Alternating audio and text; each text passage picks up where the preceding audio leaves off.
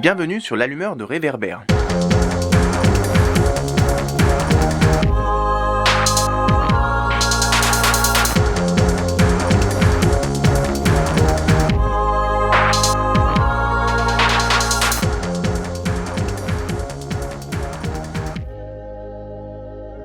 Bonjour à toutes et à tous, je suis Georges Brites et aujourd'hui c'est moi qui animerai ce nouvel épisode des podcasts de l'allumeur de Réverbère. Pour ce nouvel épisode, nous avons décidé de jeter notre regard sur un pays régulièrement traité sur notre plateforme, à savoir la Mauritanie, pays d'Afrique de l'Ouest et du Sahel. Pour rappel, la Mauritanie est une république islamique, ancienne colonie française, indépendante depuis le 28 novembre 1960 et peuplée d'environ 4,5 millions d'habitants, parmi lesquels on trouve des communautés arabo-berbères, les Maures, les descendants des esclaves de ces communautés arabo-berbères, les Haratines, et plusieurs communautés noires originellement plutôt localisées sur la vallée du fleuve Sénégal, même si pas seulement, les Peuls, les Wolofs, les Soninké ou encore les Bambara. Pour plus de détails sur la description du pays en tant que tel et sur son histoire, je vous renvoie vers le 15e épisode de nos podcasts qui était dédié à la question de la nation mauritanienne. La Mauritanie est un pays qui a connu une urbanisation récente, à la faveur des vagues de sécheresse qui ont provoqué des exodes ruraux depuis quelques décennies seulement, notamment autour de la capitale Nouakchott, qui représente plus du quart de la population du pays, et de quelques villes secondaires telles que Nouadhibou, Kifa ou encore Kaédi. Cette urbanisation bouleverse les schémas et les rapports sociaux traditionnels. On peut y ajouter la scolarisation des jeunes ou encore la progression des technologies de l'information et de la communication. Parmi ces schémas traditionnels, ceux structurant les rapports de genre et la place des femmes ne font pas exception. En dépit d'une image souvent édulcorée de la condition des femmes dans ce pays, notamment les femmes maures, de nombreux aspects de leur vie sont aujourd'hui contestés et remis en question par la société civile, parfois soutenue par les organisations internationales. Inégalité dans l'accès aux richesses et au marché de l'emploi, dans la représentation politique, dans l'accès à certains loisirs tels que le sport, persistance de pratiques de l'excision, de la pratique du gavage, contraintes vestimentaires, contrôle social et familial sur la sexualité des femmes, inégalité devant certaines dispositions légales telles que les règles de l'héritage, absence de dispositifs de lutte contre les violences sexuelles et les violences domestiques, etc. Nous avons déjà largement traité des points de constat sur la condition des femmes en Mauritanie dans de précédents articles et podcasts. Pour s'en faire une idée, je vous envoie donc notamment à l'article du 16 juillet 2016, ainsi qu'au 5e et 12e épisode de nos podcasts, respectivement dédiés aux mutilations génitales féminines et à la pratique du sport féminin en Mauritanie. Aujourd'hui, c'est vers les militantes féministes mauritaniennes que nous nous tournons, pour comprendre leur stratégie d'action, les enjeux et défis qui se posent à elles dans une société encore fortement marquée par le poids des traditions et des communautés, également pour comprendre comment elles articulent leur travail ensemble et construisent leur pensée féministe dans un continent où féminisme rime encore souvent avec Occident. Nous commençons par deux militantes féministes à qui nous avions donné le micro le 12 août 2021 lors d'un entretien dans la commune de Tefragzeina à Nouakchott. Fatih Khan, militante féministe issue de la communauté Peul, qui travaille depuis plusieurs années à un meilleur accès des jeunes femmes aux nouvelles technologies via le réseau international Femmes Éthiques, et Mekfoula Ahmed, qui travaillait alors à l'Observatoire à l'égalité de genre de la Faculté des sciences économiques et juridiques de Nouakchott.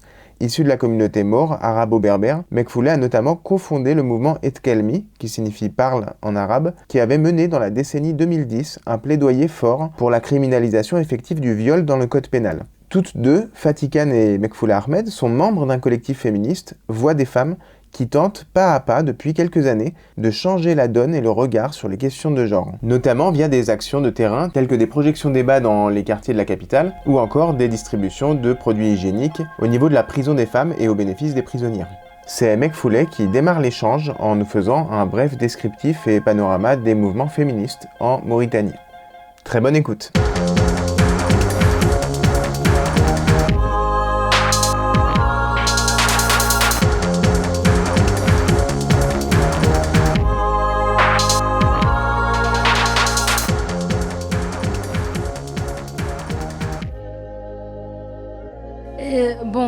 Des mouvements féministes ici en Mauritanie, je peux dire, pour l'instant, ce sont des activistes plutôt sur les réseaux sociaux et des militantes moins actives sur le terrain. Et de plusieurs raisons. Première raison, que les femmes, les filles ont moins d'expérience. Ça manque aussi des techniques et une vision, une charte qui regroupe toutes les féministes, quel que soit francophone et arabophone.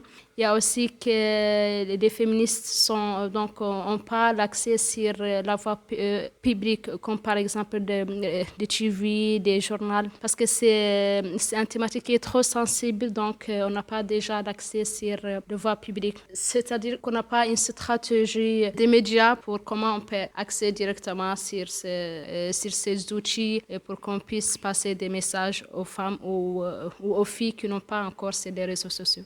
Pour l'instant, il y a 2 ou 3 mouvements. Donc, il y a le mouvement Tkelmi qui est presque ne plus.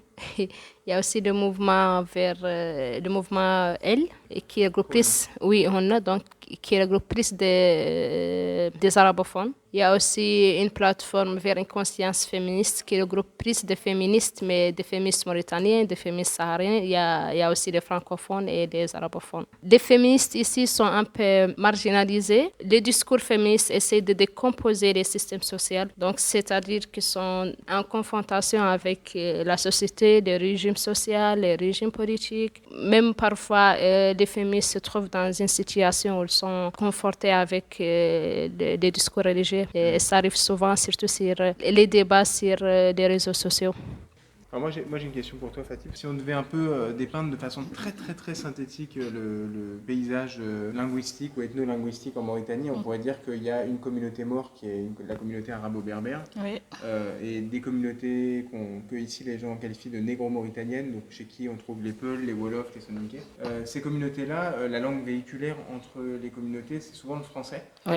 Ça ne veut pas dire qu'on ne trouve pas du français chez les Maures, mais voilà, c'est un peu ces deux Bon, il y a un clivage entre arabophones et francophones. Oui. Lorsqu'on voit les mouvements ou les tentatives de mouvements féministes qui émergent, souvent c'est plutôt porté du côté des arabophones ou hassanophones. Il y a des organisations qui militent pour le droit des femmes du côté francophone, mais c'est rare qu'elles utilisent le terme de féministe et qu'elles s'inscrivent dans une logique de lutte. Qu'est-ce qui explique que du côté des Peuls, des Wolofs, des Soninké, on ne voit pas de tentative d'organisation ou de mouvement féministe plus structuré que ça, en dehors de Voix des femmes qui est très transcommunautaire? Oui, Voix des femmes, c'est transcommunautaire. Les autres communautés, on les qualifie souvent de la communauté francophone, alors que de base, c'est diversifié. Il y a les Pulaars, les Soninké, les Wolofs. Je pense plutôt que c'est un problème d'organisation, parce qu'on a plusieurs personnes qui se définissent féministes, mais chacune de leur côté, il n'y a pas vraiment d'organisation. Quand on parle de féminisme francophone, on pourrait en citer plusieurs. On pourrait en citer des arabophones, tu veux dire. Oui. Qui travaillent depuis des années, alors que chez les féministes francophones, ça a commencé plus tardivement. Peut-être qu'elles étaient féministes, mais elles ne militent pas, ou peut-être elles sont moins présentes sur les réseaux sociaux, en fait.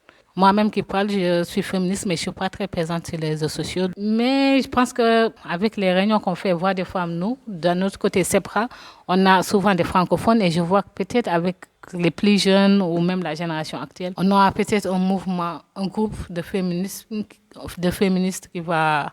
Dans les réunions que vous faites avec Voix des femmes, tu vois du changement chez les plus jeunes? Bon, ça dépend de ce que tu appelles plus jeunes. Parce que moi, quand tu dis plus jeune, je dis les plus jeunes que moi. J'ai l'impression que c'est comme chez nous. Je parle des 18-25 ans. Non, je dirais que c'est la même chose que notre génération. Tu peux en trouver une partie qui est féministe et radicale et l'autre partie, elles sont toujours un peu comme avant. Est-ce que c'est pas parce que c'est la mentalité maurice qui dirige le pays, c'est pour cela donc l'État ou les médias donc concentrent plus sur les féministes arabophones que les féministes francophones, et ils disent que c'est plutôt les féministes arabophones qui représentent des dangers sur les systèmes sociaux, sur l'État, sur les pays. Est-ce que c'est pas tout le temps la question de qui dirige? Je pense que ça joue aussi parce que la communauté noire est moins visible sur le champ politique, à la télé, partout. Donc ça se retrouve forcément dans tout, on va dire, dans les mouvements féministes sûrement aussi. Une féministe noire peut dire quelque chose, c'est Internet, il y aura une polémique, mais si une féministe arabophone le dit, il y aura plus de polémique parce qu'elles sont, comme je l'ai dit, dans le paysage, il y a les arabophones ou la communauté maure est plus mise en avant en fait. Comme je disais, les féministes francophones, elles travaillent, elles peuvent même faire des choses, mais des fois, ça reste toujours invisible. Ici, on entend souvent, lorsqu'il y a des activités associatives, par exemple, qui portent sur tout ce qui est santé de la reproduction, planning familial, droits des femmes, etc. Très souvent, il y a un financement ou une démarche de départ qui vient de la coopération internationale, que ce soit les ambassades ou une agence de l'ONU, etc. Mais ça fait que lorsque les sujets, on va dire, autour des questions des droits des femmes sont abordés, souvent, ils le sont avec le même vocabulaire qui revient, et c'est un vocabulaire qui est plus technique que politique, en fait. les mots féminisme, lutte, émancipation, libération, patriarcat, ces mots-là n'apparaissent jamais. Donc on est vraiment sur une approche très technique de la question des droits des femmes qui évite aussi de poser la question du rapport de pouvoir en fait dans les rapports sociaux. Cette présence de la coopération internationale sur le champ des droits des femmes, est-ce qu'il ne nuit pas plus à la lutte qu'il ne l'aide parce qu'il nourrit l'argumentation des tenants du patriarcat qui disent vous voyez, c'est l'Occident qui vous influence en fait. Ça ne veut pas dire qu'il y a zéro résultat, mais ça veut dire que en tout cas on ne questionne pas le système social lui-même, puisqu'on est dans une approche très technique où on va juste parler de la santé, de la loi, etc. Mais en fait on ne questionne pas l'origine des problèmes. Dans la mesure où les coopérations internationales, souvent elles travaillent en français, en tout cas les coopérations occidentales, et où elles apportent ce vocabulaire, est-ce que ça ne joue pas aussi dans le fait que les communautés qui sont plus sur le français ici, finalement en fait ils restent aussi sur cette approche technique des droits des femmes, et en fait ils ne vont pas plus loin en questionnant le système social. En fait il y a une influence qui est plutôt toxique entre guillemets de la coopération, qui est de mettre un vocabulaire très gentil ou et de pas parler de rapport de force en fait. Je pense qu'il y a un point commun entre le travail de quelles que soient des organisations et aussi le travail de coopération, donc c'est-à-dire la vision mondiale des droits de l'homme ou la vision mondiale des droits des femmes. Donc il y a déjà ce terrain-là, mais c'est trop. Donc les discours militants est très différent des discours de diplomates, parce que les coopérations aussi suivies des contrôles et un accent diplomate qui ne peut pas se dépasser. C'est vrai que les coopérations mettent d'appui et parfois aussi met des pressions à l'État. Mais je ne peux pas dire que les coopérations ou à travers le travail que la coopération fait, il y a un recueil de notre travail où il y a une contradiction entre ce qu'on a fait et ce qu'elle fait. Donc je trouve qu'il y a tout le temps ce point-là commun qui est la vision mondiale des droits de l'homme ou la vision mondiale des droits des femmes. Sauf que notre discours est tellement différent et aussi les techniques qu'elle utilise pour passer des messages est tellement différente que nos techniques et que notre vocabulaire qu'on utilise et que notre manière comment proposer des activités. Donc, parce que finalement, il y a cet accent diplomatique et aussi cet accent politique. Et c'est trop différent de notre accent qui est militantisme, qui est plutôt social, que nous, on peut toucher plus l'original des problèmes sociaux qui est parce qu'on a plus des outils, des expressions sociales ou d'une vision un peu sociale qui est plus proche. Je rappelle très bien que s'il n'y a pas de pression internationale, donc le projet de loi ne peut pas sortir avec les efforts nationaux. C'est plutôt les pressions que la société internationale qui a mis sur l'État mauritanien et qu'elle met aussi à chaque fois, elle rappelle l'État à leurs responsabilités et leurs engagements pour qu'ils puissent respecter leurs engagements des conventions ratifiées, etc. Donc, c'est pas toujours la société civile celle qui amène l'État à respecter leurs engagements. Donc, il y a tout le temps des appuis, des pressions internationales. Et ça, c'est toujours à travers les coopérations parce que c'est aussi qui prépare les rapports. Parfois, ils ont déjà l'accès à des infos plus que la société civile. Des fois, ils ont des moyens de pression que la société civile n'a pas forcément. Le discours de dire que les féminismes sont influencés par l'Occident, ça fait des années qu'on le dit. Et je ne pense pas que c'est ici seulement à Mauritanie parce que si on voit un peu d'autres féministes dans d'autres pays africains, le discours se trouve un peu partout. La réponse la plus basique, c'est de dire que nous féministes, nous sommes des êtres humains, nous avons un cerveau, nous n'avons pas forcément besoin de l'Occident pour nous dire ce que nous devons faire. Et quand nous nous battons pas pour les autres, nous nous battons pour nous-mêmes. Parce que si on milite, si on veut plus de droits, c'est par rapport à nous-mêmes en fait, c'est par rapport à ce que nous subissons, nous et nos sœurs, on va dire, tous les jours. Donc on n'a pas besoin que l'Occident vienne nous dire faites ça, car nous-mêmes nous avons vécu toute notre vie ici et nous savons de quoi nous avons besoin. Maintenant, s'il y a de l'aide, c'est sûr que forcément d'une manière ou d'une autre, ça va influencer parce que souvent dans un appel à projet, il y a des directives, il y a un rapport final, il y a toutes ces choses-là à faire. Donc, on ne peut pas dire qu'il n'influence pas le paysage ici. C'est pour ça d'ailleurs que je pense que Voix des femmes a toujours décidé de ne pas trop prendre de financement pour ne pas être dépendant par rapport à... On ne va pas dire qu'il faut donner une contrepartie, mais c'est en quelque sorte cela. Donc, si on accepte un financement, on va devoir suivre certaines choses et à la fin donner un rapport. Donc, Voix des femmes n'est pas trop entrée là-dedans jusqu'à présent. Il y a cette idée, je pense que c'est depuis, avant même la colonisation, donc c'est une idée un peu, je pense, marabout ou un truc qui disent que la femme mort, c'est queen et c'est je sais pas quoi, elle est déjà reine. Donc la femme reine, même jusqu'à maintenant, donc il y a tout le temps cette marketing pour dire que la femme mort, c'est elle qui gère. Il y a même des expressions qui disent que c'est la femme mort qui gère le pays, c'est la femme mort qui gère tout, derrière tout. Et moi, je suis pas tout à fait d'accord parce que parfois les gens disent la femme mauritanienne, alors que non, c'est pas la femme mauritanienne, c'est-à-dire la femme haratine, la femme négro-mauritanienne, la femme mauritanienne. Alors que ça, c'est déjà une lecture bourgeoise parce que, et aussi, c'est équivalent à notre existence parce que les femmes reines qui n'existent pas dehors cette modèle-là bourgeoise. Donc, tu as déjà donc, une partie de pouvoir, c'est juste pour gérer la maison, pour garder les enfants, mais tu n'es pas libre. Donc, tu es déjà soumis par ce régime social ou par ce régime bourgeois. Il y a même aussi des femmes mortes qui n'ont pas aussi bénéficié de ces régimes bourgeois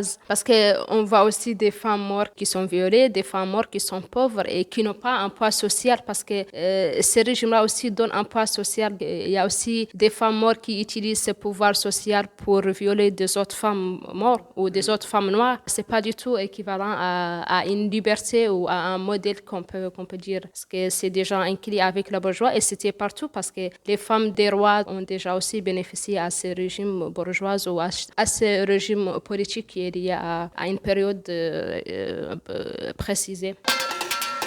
En fait, là, ma pensée féministe, on va dire, c'est plus depuis mon plus jeune âge, c'est d'avoir vu dans la société, on va dire, dans ma famille et partout, les inégalités que les femmes subissaient. Je dirais même qu'il y avait des féministes dans notre entourage, mais sauf qu'elles se définissent rarement comme féministes. Très souvent, elles vont te dire non, la femme a droit à ceci, a droit à cela, mais elles se définissent pas très souvent comme féministes. Donc, même je pense que dans ma société, les femmes de ma famille, en les voyant, ça m'a déjà donné une conscience féministe. Mais après, en grandissant, c'est plus par rapport à, on va dire, mes lectures. Je pense qu'au collège, j'avais lu une si longue lettre de Maria Maba. Il y a aussi un truc qui m'avait influencé. Je pense que, regardant la télé, il y a de très longues années, il y a une actrice française, Marie Trintignant, qui a été tuée sous le coup d'un homme chanteur. Et je me souviens que j'étais très choquée à l'époque, parce que pour moi, à l'époque, étant ici à Mauritanie, je me disais, je voyais beaucoup d'injustices ici, mais je pensais qu'en France, c'était différent. C'était le pays des droits de l'homme et tout ça.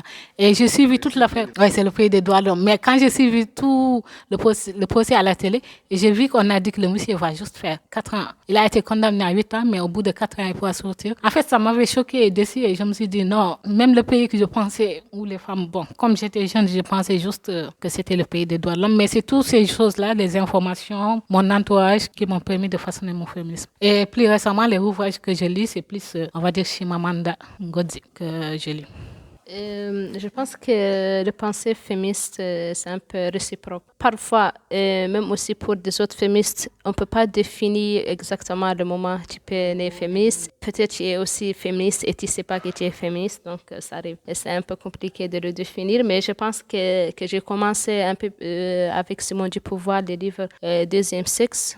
Oui, Simone du Pouvoir. C'est ça qui m'a aidé un peu pour ranger mes idées. J'ai déjà des idées, mais ce n'était pas bien organisé, tu vois. Parfois des pièges sociaux, parfois des pièges religieux, que tu n'arrives pas à bien ranger tes idées avec des arguments qui sont bien logiques, mais avec le Simone du Pouvoir, avec des autres aussi livres. C'est plutôt des féministes arabophones, celle d'Égypte. Il y a aussi Nawar Saadawi, oui, Égypte. Il y a aussi celle de Tunisie. Il y a des autres féministes aussi marocains que j'ai déjà lisés. Donc, j'ai commencé plutôt avec Simone du Pouvoir, mais après, je lisais les écritures, les idées des autres féministes. Et en plus, le féminisme, moi, je pense qu'on continue de se former. Notre féminisme continue de se développer. Parce que quand je te parle de féminisme, que j'étais en lisant une si longue lettre, j'étais un féminisme, les droits des femmes, tout ça. Là, en ce moment, quand on parlait de classe ou toutes ces choses-là, moi, je ne prenais pas forcément en compte ce genre de choses. Donc, en grandissant, en lisant plus, on découvre qu'il y a le féminisme, un truc. Mais le féminisme, c'est pas juste dire droits de femmes, c'est prendre en compte aussi toutes les femmes, parler de classe, parler de race et toutes ces choses. Et une féministe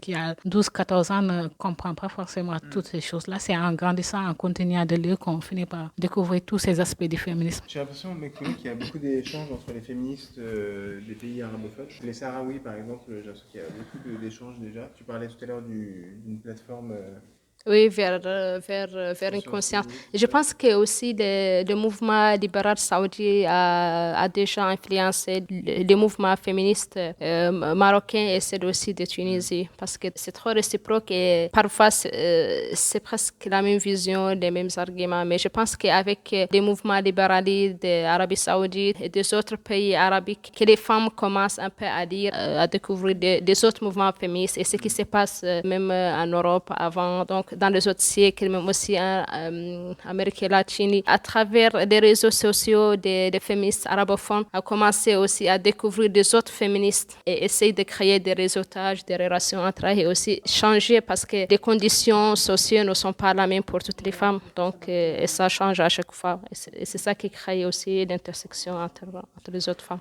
Est-ce qu'il y a un travail qui est fait dans les mouvements féministes sur les concepts et du débat qui est fait sur un peu toutes ces définitions qui tournent autour des thématiques féministes, ou est-ce que c'est quelque chose qui est encore à travailler peut-être? Je pense que c'est quelque chose à retravailler parce que nous, on est une société rapide, c'est-à-dire on capte juste les débats, les expressions. On n'approfondit pas. Donc, comme l'expression de Simone du pouvoir, donc à chaque fois qu'une femme veut se présenter tant que féministe, dit on n'est pas des femmes, mais on devrait être des femmes. Mais c'est juste parce qu'elle a capté quelque part cette phrase-là. Donc, comme on est justement une société très rapide, et aussi on ne dit pas. Donc, pour ce genre de débats qui sont trop professionnels, qui sont parfois très longs, donc les gens n'ont pas laissé poursuivre tous ces débats-là, quel que soit sur chaîne TV ou sur une page Facebook.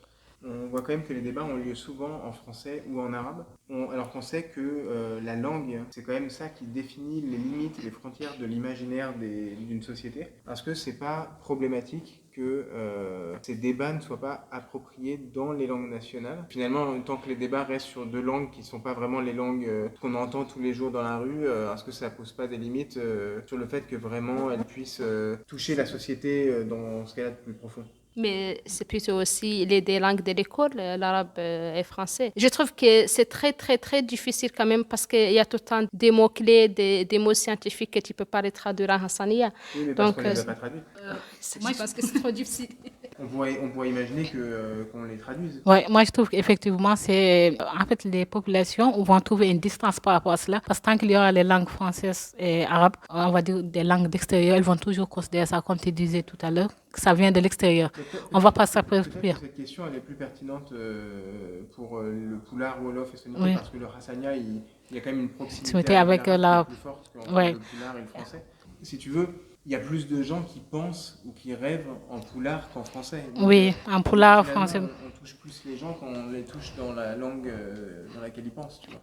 Oui, je pense exactement. Parce que moi-même, dès qu'une personne va me parler en Pulaar, je vais me sentir automatiquement plus proche de cette personne. Donc, je pense qu'il y a... C'est pas encore fait, mais les féministes devraient s'y pencher, essayer de... Vous travaillez un peu là-dessus dans le collectif? Oui, déjà, on a commencé parce qu'on fait des podcasts de sensibilisation. Et tous ces podcasts, on a décidé de les faire dans toutes les langues nationales. On va déjà faire français et arabe. Après, il y a le Pulaar, le Wolof et le Soninké. Nous avons déjà commencé avec, par exemple, nous avons fait un podcast planning familial en Pulaar. C'est compliqué comme il faut la dire parce que des fois, il y a des termes très techniques. Mais déjà, rien que le fait d'avoir cette approche-là, je pense que c'est quelque chose de positif. On dit souvent que le mot n'existe pas, mais les langues, elles sont encore, on va dire, vivantes. Donc, nous-mêmes, nous pouvons essayer de simplifier la chose. C'est un travail de sensibilisation, je pense que les féministes devraient faire. Le but, c'est de rentrer dans le sujet, c'est d'aller plus vers nous-mêmes, en fait. Parce que là, c'est nous-mêmes, mais c'est pas tout le monde. Le français est là, enfin, les langues de l'école. Mais pour toucher une population, il faut lui parler directement dans sa langue, en fait, je pense, maternelle. C'est sûr que ça va causer des débats, des conflits peut-être. C'est un travail qu'il faut faire. Et bon, Voix des femmes a commencé un peu, mais je pense qu'on devait aller un peu plus... L'année dernière, vous aviez mené une campagne en ligne pour soutenir oui, le projet de loi. Notamment le projet de loi. Basé sur les genres, et vous avez traduit le projet de loi et les supports le projet de loi lui-même dans toutes les langues. Et les supports de pédagogie, genre, nous avions fait plusieurs images, on va dire PowerPoint, par exemple une ligne, une loi, et mettre ça dans toutes les langues. Et aussi, on avait fait des interviews avec certains participants et ça avait été fait dans toutes les langues. En fait, le féminisme est déjà quelque chose qui est, on va dire, rejeté. Donc, si on garde ça juste en français arabe, ça va continuer de l'être. Donc, il faut aller plus vers la population. Dans le fond, on ne travaille pas juste pour nous-mêmes, on travaille pour le féminisme, comme on a dit tout à l'heure. Inclusif, c'est aller vers tout le monde, aller vers les gens qui sont les moins visibles. Donc, si on doit aller vers eux, autant parler leur langue et traduire tous ces documents-là et tout ce qu'il faut dans les langues nationales. Je pense aussi que cette question liée aussi à l'écriture et aussi la production de féministes mauritaniens. Donc, dès que les féministes mauritaniens commencent à écrire, à produire, donc des articles, des revues, donc ça arrive avec l'écriture et la production. Donc, c'est comme ça qu'on va toucher plus l'aspect hassaniya et les autres langues nationales. Est-ce que vous faites ce travail de pédagogie un peu du vocabulaire avec les femmes que vous avez dans les espaces de débat? Parce que vous avez des femmes plus jeunes que vous, qui parfois ont peut-être eu moins de lecture ou moins d'écoute de podcasts, etc., ou moins de discussions avec des féministes autres que vous du collectif. Bon, on va dire le point positif de Voix des femmes, c'est qu'on, comme on s'est divisé par commune, les gens se retrouvent souvent par communauté en fait. Et dans la communauté... Bon, pour par exemple faire passer un message, c'est un avantage parce que quand on a des gens qui parlent la même langue, déjà c'est plus facile. Alors que si on a plusieurs langues, il fallait faire la traduction et très souvent on n'a pas tout ce temps-là. Par exemple, dans Voix des femmes Sebra, on précise dès le départ que les gens sont libres de parler dans la langue qu'ils veulent. Et nous, quand nous faisons notre présentation, si quelque chose n'est pas compris, nous parlons dans nos langues nationales. Ça vous arrange un peu que quelqu'un ne vienne pas parler son langue? Il y a des séances où oui, oui, il y a des séances. C'est pour ça que je pense qu'il y a l'une d'entre nous, Salka, qui n'est pas là, qui fait des séances où on parle presque 100% de Hassania. Et ça, c'est très bien parce que les gens vont se sentir impliqués et vont comprendre plus facilement. Nous, on ne fait pas des séances en Pulaar ou en Soninké ou en Wolof. On les fait la plupart, on va dire majoritairement en français. Mais le Pulaar, des fois, vient naturellement, les langues nationales viennent naturellement. Parce que pour certains mots, c'est difficile de les dire peut-être en français ou c'est plus facile de faire passer son message dans la langue maternelle. Et les jeunes générations, du coup?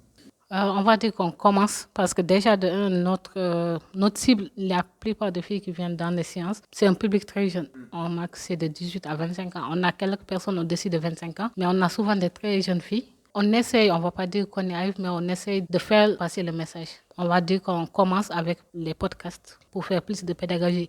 Parce que quand on vient dans les séances, ce qu'on préfère, c'est que ça soit un espace ouvert, que ça ne soit pas comme on va dire des maîtresses et des élèves qui sont en train d'expliquer un cours. C'est juste un espace de discussion, mais en dehors de ça, comme des fois nous faisons des podcasts, nous en profitons pour en fait plus entrer dans les détails ou expliquer un peu plus. C'est juste aussi dans notre lecture parce que, par exemple, pour les femmes qui n'ont pas une conscience déjà féministe ou une conscience militantiste et qui s'occupent tout le temps des enfants et le travail domestique, donc notre lecture, elle attire aussi l'attention de ces femmes-là parce que notre lecture, c'est une lecture qui est très, très simple et touche toutes les femmes parce qu'on essaie aussi de simplifier les idées qu'on a, par exemple, parfois qui sont trop techniques et oui, trop intellectuelles, donc on essaie aussi de les simplifier et de l'intégrer, comme ça les messages passent rapidement. Mais on n'a pas encore une pédagogie médiatique comme par exemple des vidéos simples, des audios, des dessins, mais ça c'est non, mais on a déjà une lecture qu'on essaye, qu'on implique les femmes et aussi qu'on simplifie les messages. Officiellement, on est en République islamique. La loi est inspirée de la charia. Je suppose que lorsque vous avez des discussions avec les gens, soit en face à face, soit sur les réseaux sociaux, vous est déjà arrivé qu'on vous rétorque les arguments religieux sur les questions de polygamie, par exemple, ou de héritage, ou homosexualité, ou beaucoup de sujets comme ça. C'est quoi votre stratégie de réponse par rapport à ça et comment est-ce que vous abordez un peu ces questions de religion? J'avoue que c'est très compliqué d'aborder la question de la religion ici en Mauritanie. Moi, j'appelle ça le point religion. Très, très souvent, quand on discute à un moment, dès que la personne se sent dépassée ou en a marre, elle va introduire le point religion où tout ce que tu vas dire va être interprété comme anti-religieux. Des fois, pour passer ce cap-là, c'est nous-mêmes, par notre connaissance religieuse, essayer de voir des textes parce que certains prennent juste une partie pour essayer d'imposer le point de vue. Donc nous-mêmes, nous essayons de faire passer notre message avec des textes islamiques. De deux, des fois, nous disons juste qu'on est dans une république islamique, mais ça n'empêche pas de prendre en compte les réalités actuelles, ce que nous vivons. Et est-ce que même, comme tu disais, on est dans une république islamique en théorie, mais il y a beaucoup de points sur lesquels, même dans la société en dehors du féminisme, on va dire que la charia n'est pas appliquée en Mauritanie. Donc, les gens ne ramènent la charia que très souvent quand ils veulent contredire les gens ou quand ils sont contre une idée. Donc, on peut toujours le rétorquer que c'est pas juste dans le féminisme s'il devait appliquer la charia, c'est pas le matin ça t'arrange, tu appliques la charia et l'après-midi ça ne t'arrange pas parce que tu es en train de parler avec Foula. Tu vas dire non, la religion dit cela. Et très souvent, en Mauritanie, on a cette hypocrisie de la population qui ne fait intervenir la religion que quand il s'agit des femmes. Moi, des fois, je leur dis, mais vous, les hommes, on dit que vous n'êtes pas concernés dans la religion. Parce que très souvent, quand ils disent, non, dans l'islam, une femme doit faire ceci, une femme doit faire cela. Mais on entend très rarement dans l'islam, quand ils parlent, les devoirs de l'homme dans l'islam. Ils le mettent toujours en arrière-plan. Ils parlent plus des devoirs de la femme, de ce qu'elle doit faire. Moi, je pense qu'une question amène une autre question parce que nous aussi, les féministes, la plupart des féministes, à chaque fois qu'il y a cette question de charia, moi, je ne veux pas rentrer dans des questions religieuses, mais quand même, à chaque fois qu'il y a une question religieuse aussi, nous aussi, les féministes, nous posons une question parce que nous, on défend des droits des femmes qui sont des droits qui sont bien clairs et bien encadrés. Et à chaque fois, les gens qui défendent aussi charia nous posent ça, c'est contre charia. Et en même temps, ils disent les charia et avec aussi les droits des femmes. On a déjà devant cette confusion. Donc, les droits des femmes sont très clairs. Donc, c'est presque les 43 ou les trentaines articles indiqués dans la Convention pour éliminer toutes les formes de discrimination faites aux femmes. Et en même temps, les gens disent non, la charia n'est pas contre les droits des femmes, mais aussi vous êtes contre les charia. Donc, nous voulons vraiment savoir qu'est-ce qui est exactement donc, dans les droits que nous défendons contre charia et en même temps comment les charia avec les droits des femmes et en même temps aussi les droits des femmes sont contre charia. Nous voulons vouloir aussi cette réponse qui est claire et bien encadrée pour qu'on puisse nous se poser parce qu'on défend des choses claires et en même temps, ils répondent avec des réponses qui sont très floues et aussi la charia. Il y a plusieurs lectures de charia, donc on ne sait pas, nous, ce qu'on est en train de défendre contre exactement quelle lecture de charia. Ça se pose aussi tout le temps cette question. Mekfoulé, toi, tu es membre de une des premières initiatives qui se revendique féministe ici, qui est l'initiative Être Calmée. Donc ça, c'était vers 2011, je pense. Bon, la façon dont je le vois, c'est que tu fais partie un peu d'une génération qui a amorcé aussi quelque chose à cette période-là. C'est un peu dans la foulée des mouvements du printemps arabe qui se déroulaient à peu près en parallèle. Quel bilan un peu tu fais de toutes ces années ? Je ne peux pas dire que je ne suis pas optimiste parce que lorsqu'on a créé Tkedmi, il y a que 4 ou 5. Donc, on n'a même pas 10 filles. Donc, mais aujourd'hui, je vois qu'il y a donc, les discours féministes, que ce soit radicaux, les discours donc, féministes intersectionnels. Donc, il y a déjà ce discours féministe qui se déroule. Et lorsque aussi on a créé Tkedmi, on n'était pas, donc, on était juste des filles de la même commune. Donc, il n'y a pas cette diversité. Donc, aujourd'hui, donc, il y a des féministes haratines qui revendiquent parce que les femmes ici ne subissent pas les mêmes conditions. Donc, il y a aujourd'hui des féministes haratines qui se défendent et qui s'expliquent et qui se portent les paroles des femmes haratines. Il y a aussi des négro-mauritaniens, il y a des femmes bidanes. Donc, je pense qu'on a déjà dans le sens de militantisme, et ça, c'est déjà un avantage, mais ça manque juste l'organisation, la coordination et comment on peut regrouper tous ces efforts-là pour créer ou pour améliorer ou pour qu'on puisse se regrouper dans un mouvement ou pourquoi pas une partie ou une association, une organisation, mais aussi qui sera bien organisée et avec une vision très claire, avec une lecture ou une charte qui regroupe les activités, qui regroupe ce qu'on propose. Je pense que c'est le moment aujourd'hui pour qu'on puisse accéder plus au public parce que c'est pas tout le temps, c'est des réseaux sociaux. Je pense que maintenant, on est prêt pour qu'on puisse renforcer nos activités vers voie publique, vers des stratégies, de proposer à l'État, à la gouvernement, qu'on soit en voie pour des femmes et qui peut regrouper toutes les femmes parce qu'elles sont déjà représentées. Vous diriez que c'est quoi les grands combats à venir ?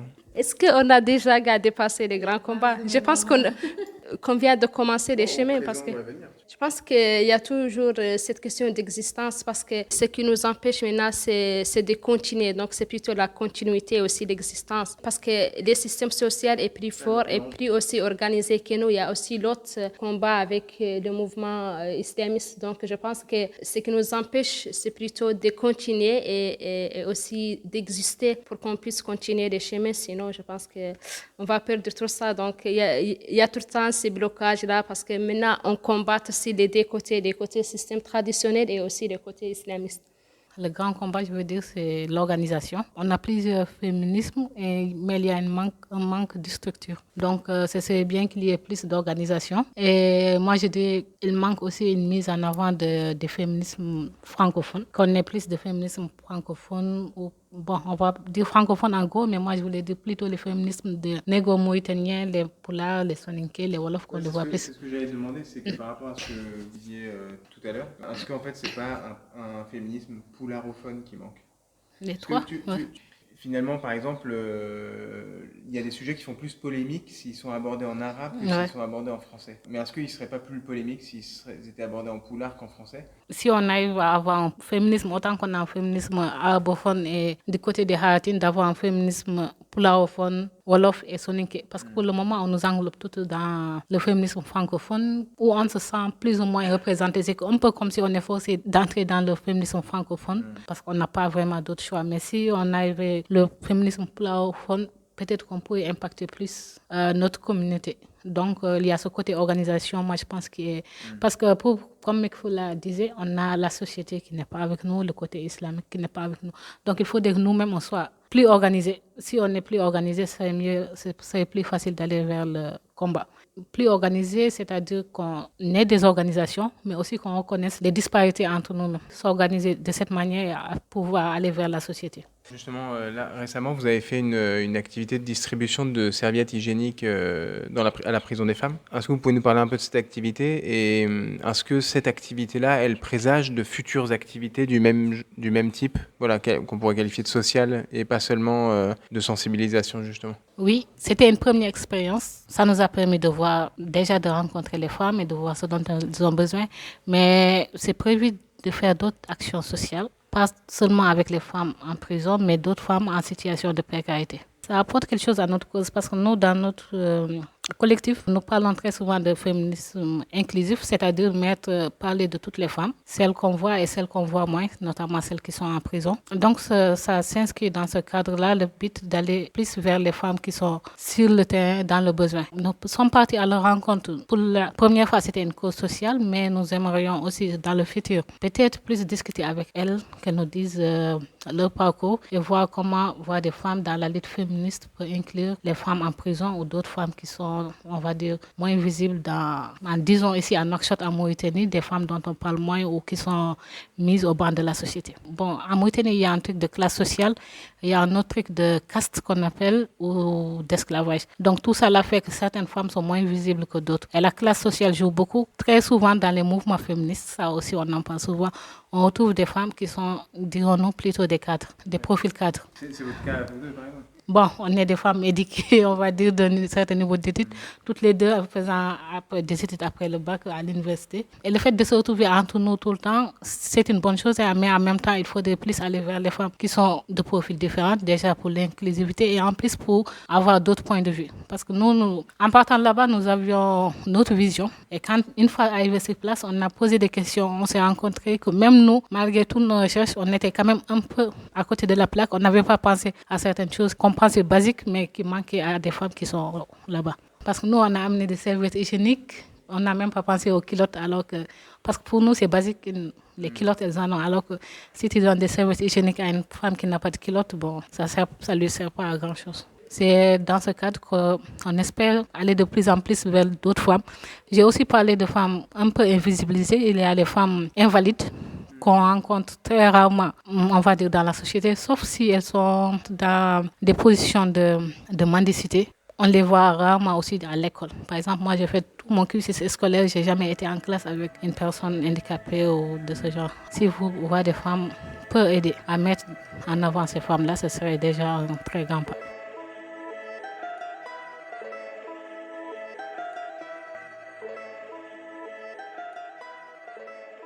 On remercie Fatih et Mekfoulé que l'on quitte pour aller dans une autre commune de Nouakchott, à Riyad, en banlieue de la capitale, où nous étions allés à la rencontre, le 17 août 2021, d'une autre activiste féministe, Salka Ahmeida, militante de gauche et issue de la communauté haratine, des descendants d'esclaves des Morans. Également membre du collectif Voix des femmes, Salka est présidente de l'association de jeunes Taqadoum, le progrès en arabe, qui, entre autres choses, mène de nombreuses actions de sensibilisation porte à porte sur les thèmes de la santé de la reproduction. Par exemple, les méthodes de contraception, les infections sexuellement transmissibles ou encore les violences sexuelles. Elle est régulièrement attaquée et menacée, notamment sur les réseaux sociaux sur lesquels elle est très active.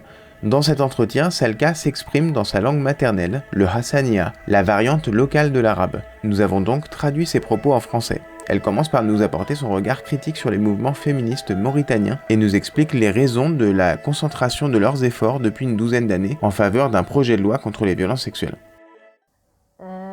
بالنسبة للحراك النسوي يعني هو ما زال شاب يعني ما زال حديث وهو يتقدم بسرعة لأنه مثلا انت خلاص 2012 حراك تكلمي كانوا فيه شوي من الناس مرتين. Ici, le mouvement féministe est jeune, mais il progresse rapidement.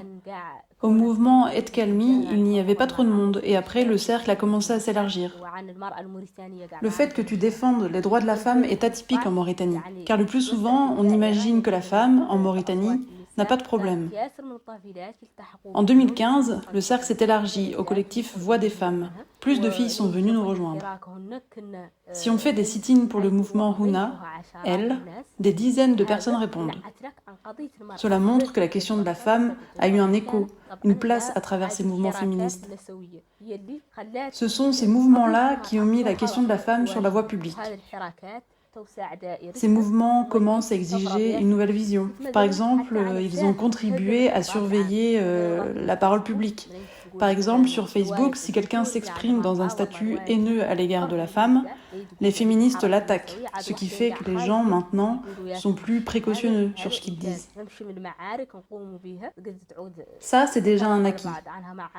Il y a eu des petits combats que nous menons, que les gens trouvent dérisoires, mais pour nous, ce sont des combats décisifs, et que nous gagnons parce que nous avons la volonté, et aussi parce qu'on a des jeunes filles qui ont rejoint ce mouvement.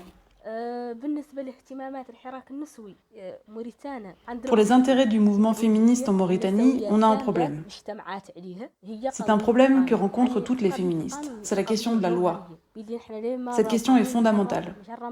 Si l'on ne trouve pas une loi qui criminalise toutes les formes de violence, il y aura toujours un vide législatif. C'est ça le point qui nous regroupe toutes. Mais nous, les féministes, on pense aussi à l'intersectionnalité. Par exemple, les mouvements qui sont maintenant sur le terrain, chacun est originaire d'un milieu et d'un environnement différent. On porte un intérêt différent. Par exemple, la Mauritanie compte plusieurs ethnies.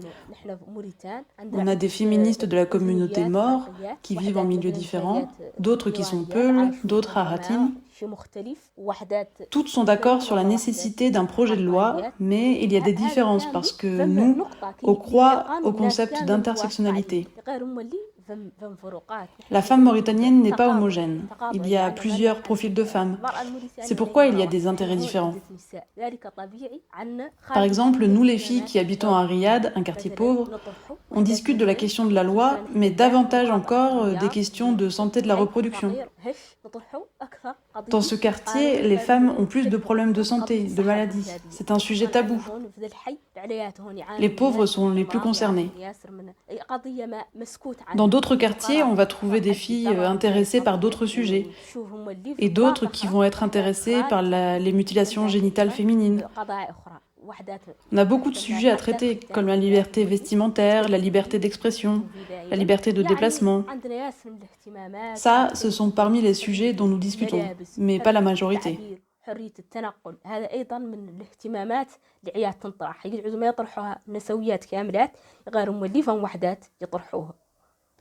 Tu te fais régulièrement attaquer sur les réseaux sociaux.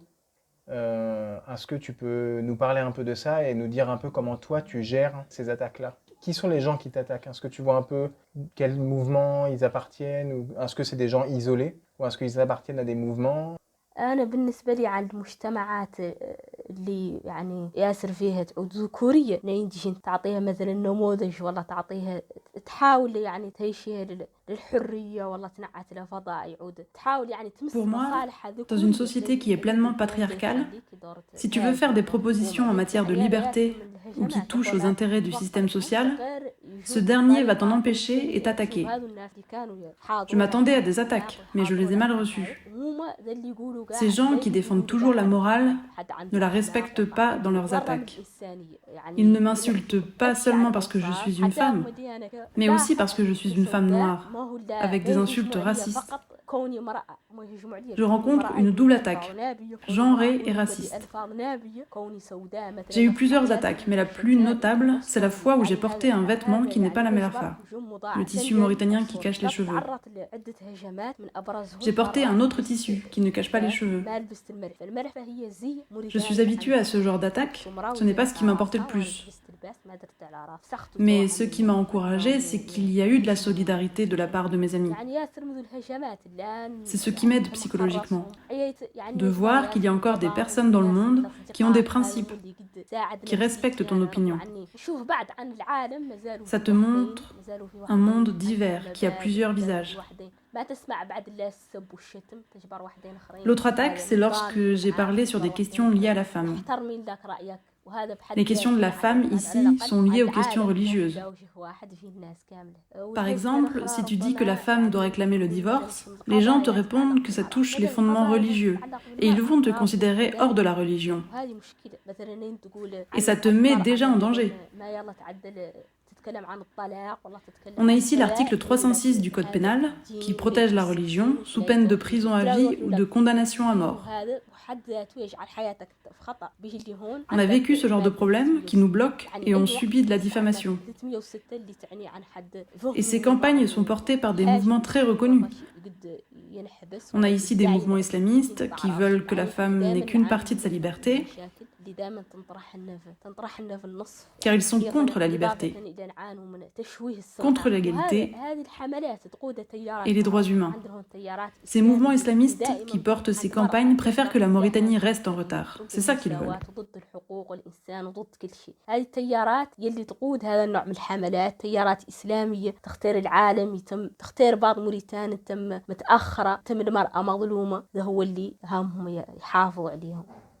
C'est quoi être féministe en Mauritanie? أنا برأيي أنا نسوية بطبيعة الحال كأي فكر كأي إيديولوجيا يا الله يعود يحلل الواقع. Le féminisme, comme toutes les idéologies, doit analyser les faits. Et nous, les féministes mauritaniennes, on doit analyser les faits en Mauritanie et voir les problèmes. Par exemple, le mouvement féministe mondial en est déjà à sa 4e vague, alors que nos revendications ressemblent aux revendications de la première vague. Si on analyse les faits, on constate que ce qu'on revendique maintenant, dans d'autres pays, ce sont des droits basiques. Le féminisme est spécifique, sans pour autant qu'il y ait des sujets intouchables. Les droits sont les droits, ils ne sont pas fragmentés. Les droits que les femmes ont en France, les femmes en Mauritanie y ont droit aussi. Un être humain est un être humain. Les droits ne sont pas fragmentés.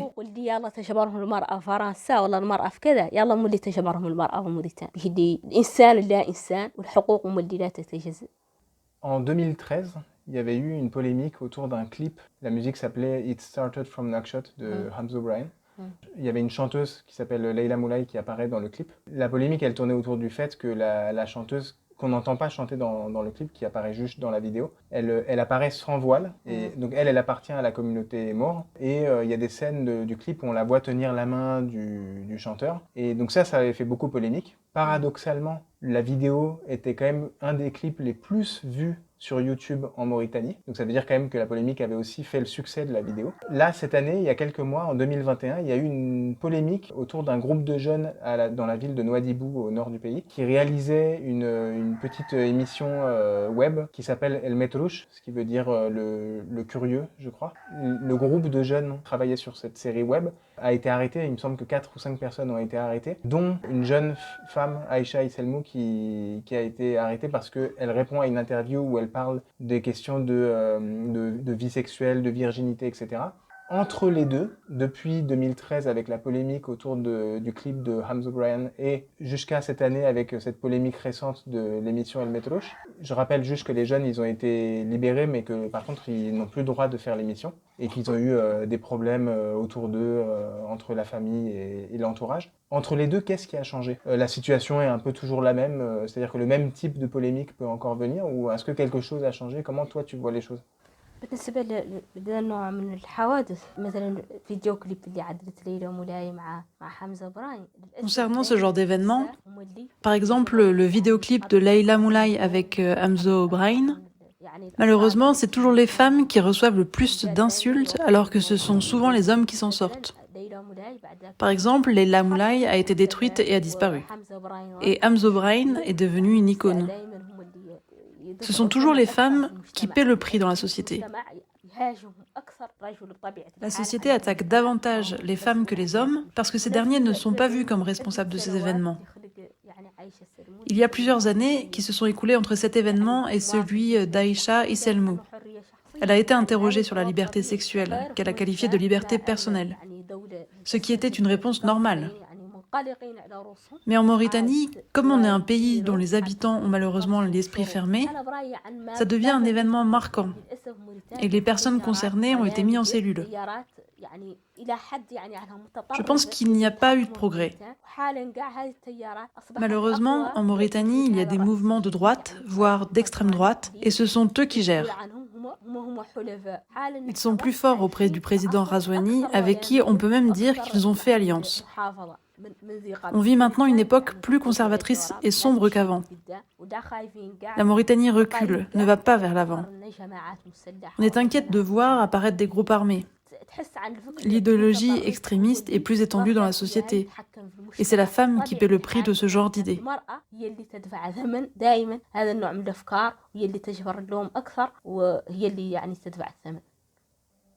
Toi, tu échanges avec des féministes de la sous-région, Maroc, Algérie, Mali, Sénégal.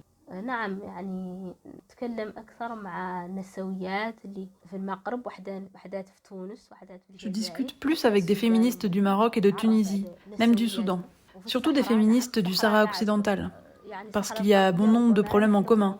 Parce qu'on partage la même culture, on porte le même voile, on travaille souvent avec elles. Les femmes dans le monde arabe, dans son ensemble, partagent des problèmes communs. Les traditions qui s'imposent à nous sont les mêmes, avec des détails différents. Et la religion y est très présente dans la question féminine. Toutes les sociétés musulmanes utilisent la religion comme un outil de contrôle sur les femmes. C'est une problématique commune aux pays arabes.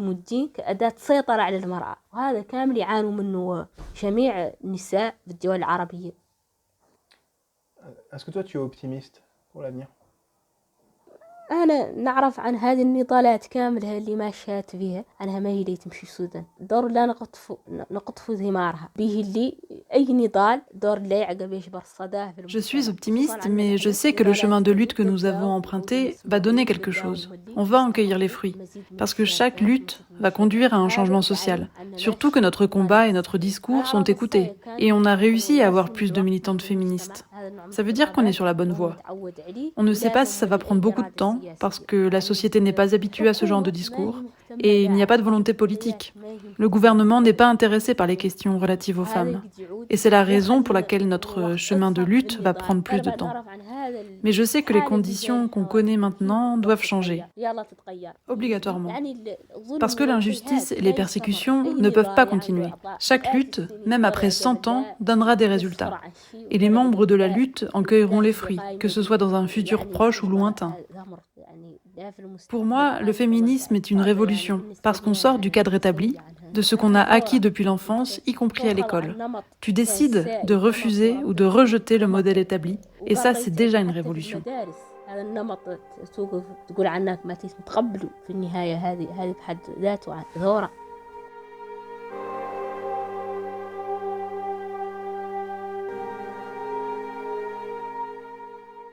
Nous arrivons au terme de notre épisode. On remercie Fatih Khan, Mekfoula Ahmed et Salka Ahmeida pour leurs témoignages et leur partage sur les luttes et les stratégies féministes en Mauritanie, et on leur souhaite beaucoup de courage pour la suite de leur combat, notamment à court terme pour l'adoption d'une loi dans le pays qui permette enfin d'y criminaliser le viol, et à long terme pour une révolution culturelle et sociale qui permette de tendre vers plus de liberté et plus d'égalité.